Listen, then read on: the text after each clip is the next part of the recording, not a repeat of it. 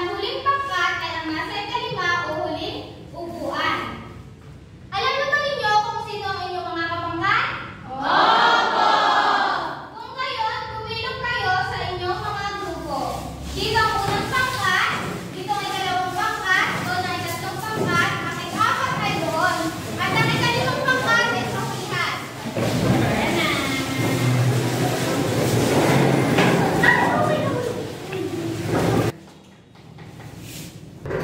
Ngayon ay magkakaroon tayo ng aktibidad na paper mosaic. Kung saan dito ang gagamitin yung mga kagamitan ay mga makukulay na plastic na makukuha ninyo sa inyong mga bag. Ninyo sa isang buong malinis na bond paper na kung saan ito ay gagawin lamang ninyo sa loob ng 20 minuto. Kayo ay pipili ng isang simbolo dun sa napag-aralan natin at iyon ang gagawin ninyong paper mosaic.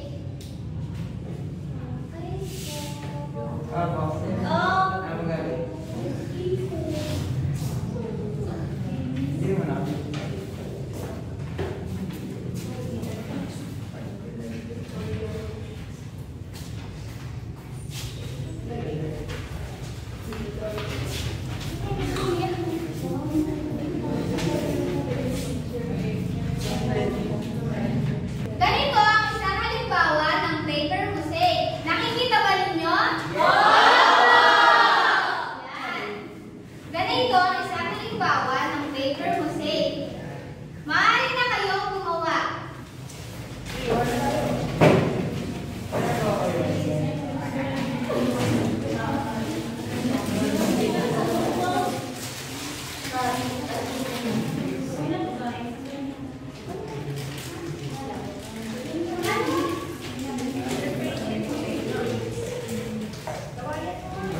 Kung sinong grupo ang tapos na ay papalakpak siya ng 1, 2, 3, 1, 2, 3, tapos na kami. Naunawaan ba?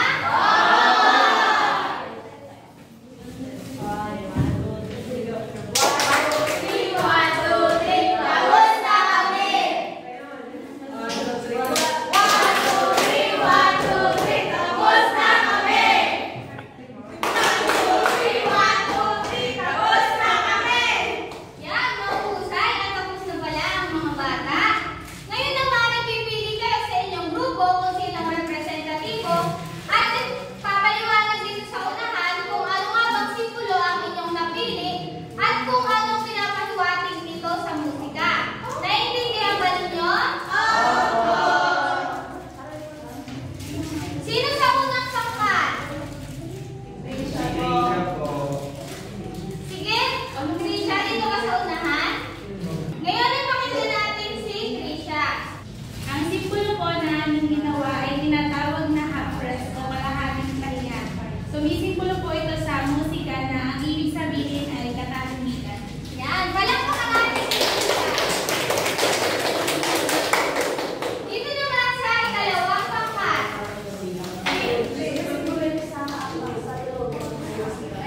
Sino sa inyo? Sige, Ros, dito ka sa unahan. Kami po ang grupo at ito po ang aming napili ang full note o buong nota at ito ay may sumisimbolo sa tunog ng musika. Yan, palakpakan natin. Sino naman sa ikatlong pangkat? Si Patrick. Sige, Patrick, dito ka sa unahan. Ang napili po namin ay 8 note at ito po ay nagpapahiwatig ng tunog ng musika. Yan, magaling. Palakpakan natin si Patrick. Sino naman sa ikaapat na pangkat?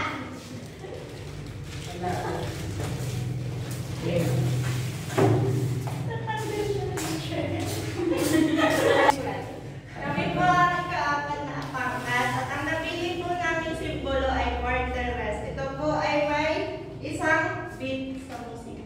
At ito po ay nagpapahiwatig ng katahimikan sa musika.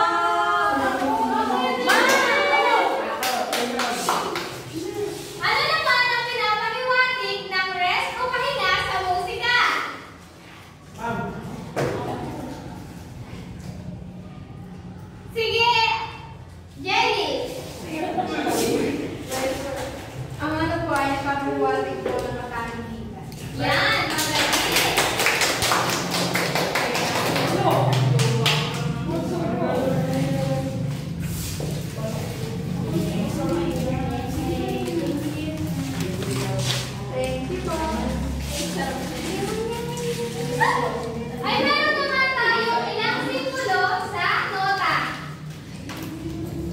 Sige, Kathleen. Meron pong 4 na simbolo sa nota. Yan, magaling. Dahil dyan, meron kang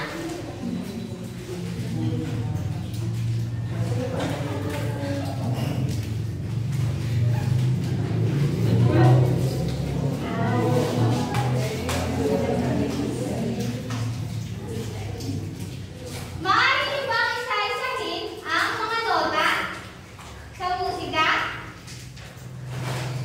Sige, Joy. Full note po. Isa-isahin mo lahat ng ating nota sa musika. Full note, half note, quarter note, 8 note, 16 notes. Yan, magaling.